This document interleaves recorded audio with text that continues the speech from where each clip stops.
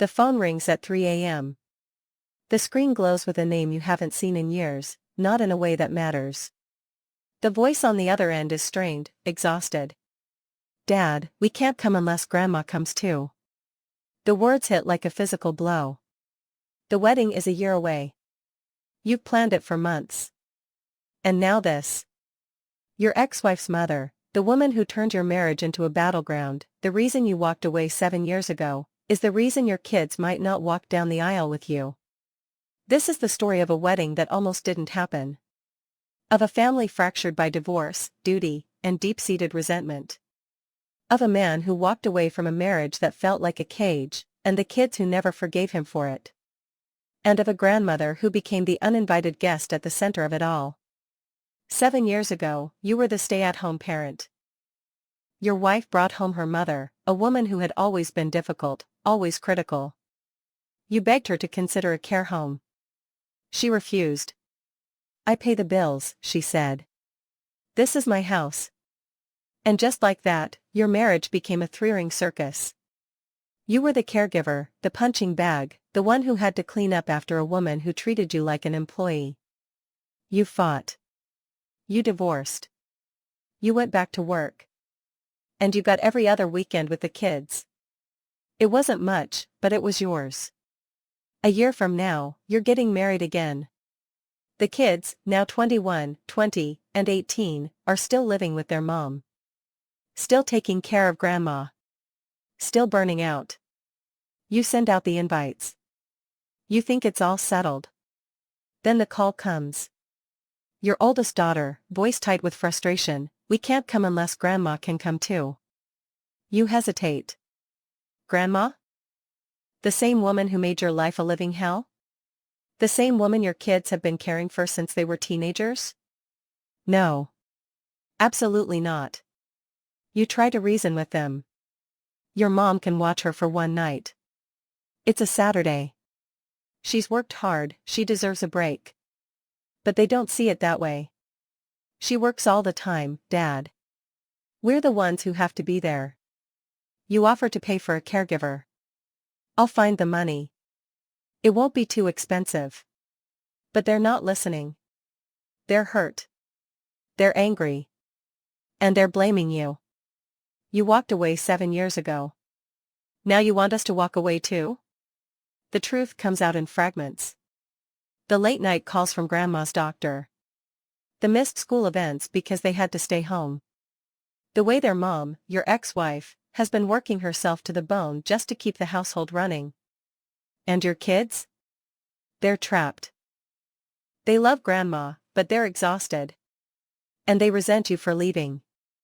For making them choose between family and their own lives. You dig in your heels. Grandma is not invited. The argument escalates. Your oldest daughter throws it back at you, "You need to step up, like you did years ago." The words sting. Because she's right. You did walk away. But you had your reasons. And now, here you are, asking them to do the same thing you refused to do. The ultimatum is delivered via text. "We're not coming if Grandma can't." And just like that, your wedding day becomes a battleground. You're furious. You're hurt. You're confused. How did this happen? How did a celebration turn into a negotiation? Aftermath: you call your ex-wife. She's exhausted. She's been working double shifts just to keep everything afloat. She doesn't know what to do. You offer to pay for a caregiver. She says she'll think about it. But you know she won't. Because she's just as trapped as your kids. And because, in the end, this isn't just about Grandma. It's about the choices you all made. The sacrifices you all had to endure. Moral debate: is it fair to ask your kids to leave Grandma alone for one night? Or is it unfair to expect them to carry the burden of her care while you move on with your life?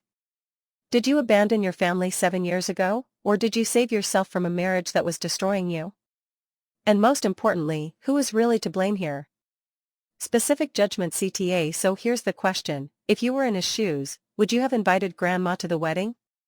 Or would you have stood your ground, even if it meant your kids didn't come?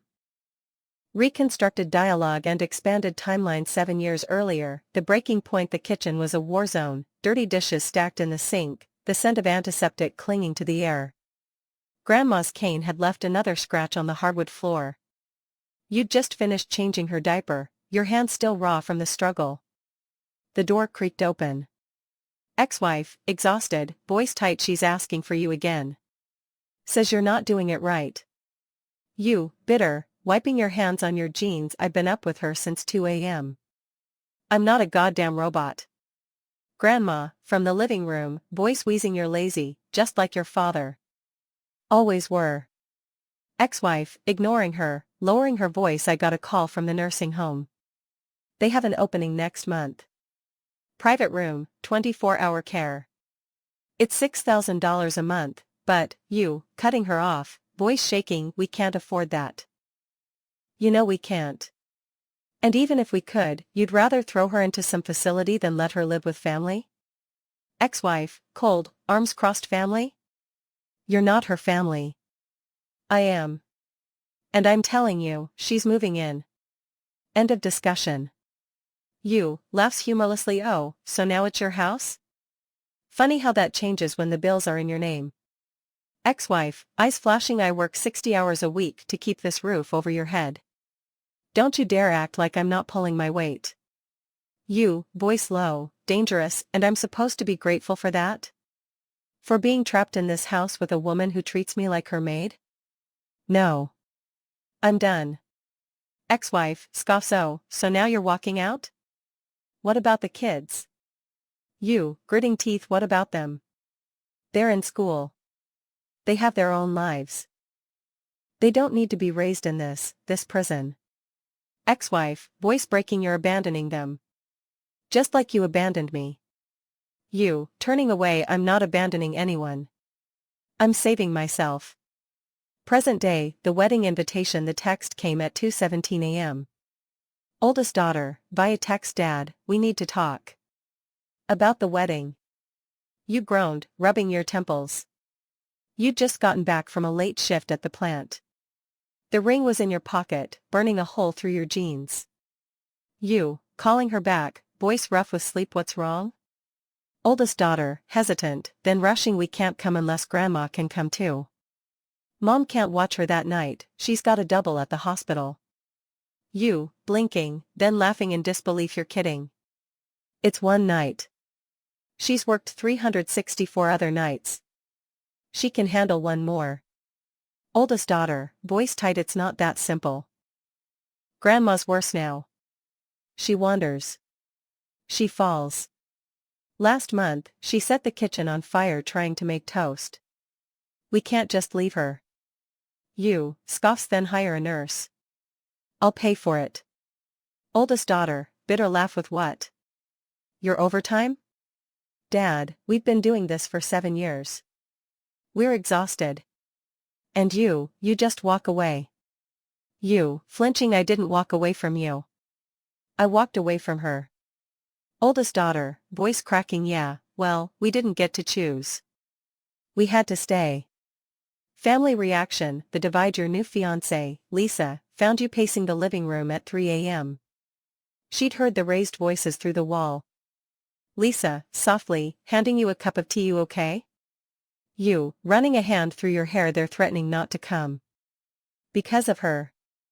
After everything. Lisa, sighing, sitting beside you. They're not just mad at you. They're mad at the world. They're trapped.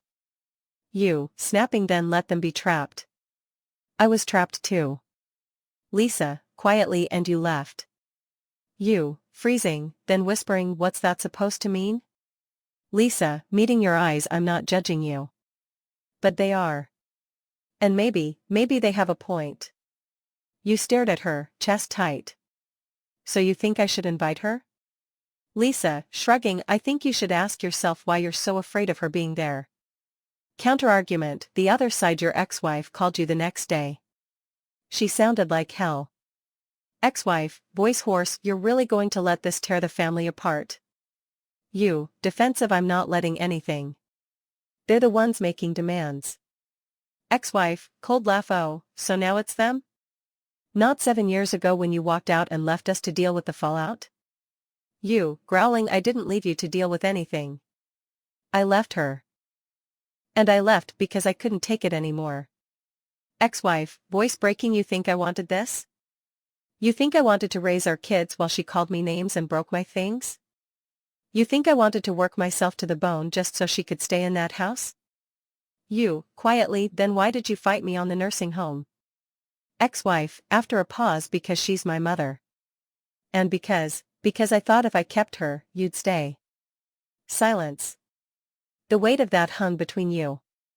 Ex-wife, softly, you were right, you know. About the marriage. It was a cage. But the kids, they didn't get to choose. Evidence, the hidden truths you dug deeper. Called your ex-wife's supervisor at the hospital. The truth came out in pieces. Grandma's medical records showed 3 falls in the past 6 months. 2 fractures. 1 concussion. Your ex-wife had been working 72-hour weeks for the past year. Overtime wasn't optional, it was survival. Your kids had missed 47 school days combined in the last year. All unexcused absences because they couldn't afford doctor's notes.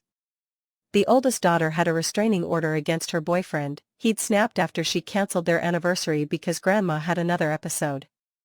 Your ex-wife had been lying to you. Not maliciously. But because she knew you'd react exactly like this. Aftermath, the breaking point, you found your kids at their mom's house. The place was a disaster, piles of laundry, expired medicine on the counter, the scent of urine lingering in the air. Oldest daughter, seeing you, voice dead, what do you want? You, softly, I'm sorry. Middle daughter, laughs bitterly, yeah. Sure. Youngest son, arms crossed, you're sorry you got caught. Not sorry you left. You, sitting at the table, voice shaking, I am sorry. I didn't know it was this bad. Oldest daughter, eyes burning, you didn't ask. You, nodding, I should have. Silence. Then, middle daughter, whispering, we can't do this anymore, Dad. We're not strong enough. You, reaching out, then pulling back, then let me help. Oldest daughter, scoffs, how? You're getting married. You're moving on. You, voice firm, I'll pay for a full-time caregiver. Not just for the wedding. Forever. And I'll take the kids, all of you, if you want to come live with me. Youngest son, blinking, what about Grandma? You, looking at the woman sleeping in her chair, frail and forgotten, she comes too. Final moral debate, is it fair to ask your kids to leave Grandma alone for one night? Or is it unfair to expect them to carry the burden of her care while you move on with your life? Did you abandon your family 7 years ago, or did you save yourself from a marriage that was destroying you? And most importantly, who is really to blame here? Was it you, for walking away? Was it your ex-wife, for refusing to let Grandma go? Was it the system, for failing families trapped in cycles of care? Or was it Grandma herself, for refusing to let go, of control, of her pride, of the life she'd built around her pain? Specific judgment CTA. So here's the question, if you were in his shoes, would you have invited Grandma to the wedding? Or would you have stood your ground, even if it meant your kids didn't come? But more than that, if you did invite her, what would you say to her at the altar? Would you forgive her? Would you demand forgiveness? Or would you just let it go?